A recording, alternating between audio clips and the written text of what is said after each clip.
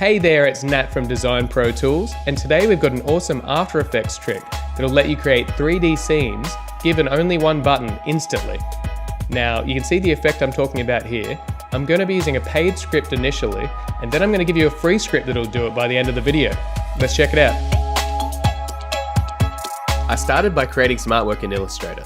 The different parts are on layers, and the closest foreground part is the top layer, as you can see. When you open up After Effects, start off by dragging the Illustrator file into the project panel. Make sure you set it to composition and layer size. Then you can open up the comp. I'll click Fit to 100%. It's quite large, but I've created it at 1920 by 1080 with some overlap, and you'll see why in a second. I'll make the comp that size. Next, what you might do if you're creating a 3D scene is to make all the layers 3D layers. Then you create a camera and start moving the layers around in Z-space and scaling them down to fit the original drawings as best you can, maybe move the positions. And it's a pain, it's just because you were an idiot and you hadn't seen this tutorial yet. Instead, I'll go back to the start and go to Window and find a script called PT Multiplane. The link is in the description for this script and I'll go over it later. And just hit Command or Control A to select all the layers. All you have to do is set the distance you want this scene to be back in the Z direction, so how deep you want it. I've set it to 5,000. You can keep the rest of the settings and hit Apply Multiplane.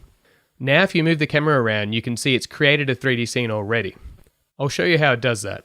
If I bring up the top-down view, it's set the first layer to a Z position of 0, and then evenly put each layer back a bit until 5,000 for the last layer. But the main thing is, it's automatically scaled the layers and positioned them to match the artwork. I can actually move any of the layers around in Z-space still, and it will automatically update. When you're done with the positioning, hit Bake, and all those layers will remove the expressions and it'll keep all the values.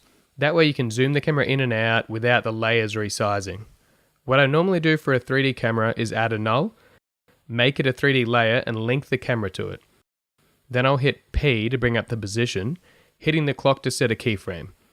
I'll move the camera down a bit to center it and push the keyframe forward around a second.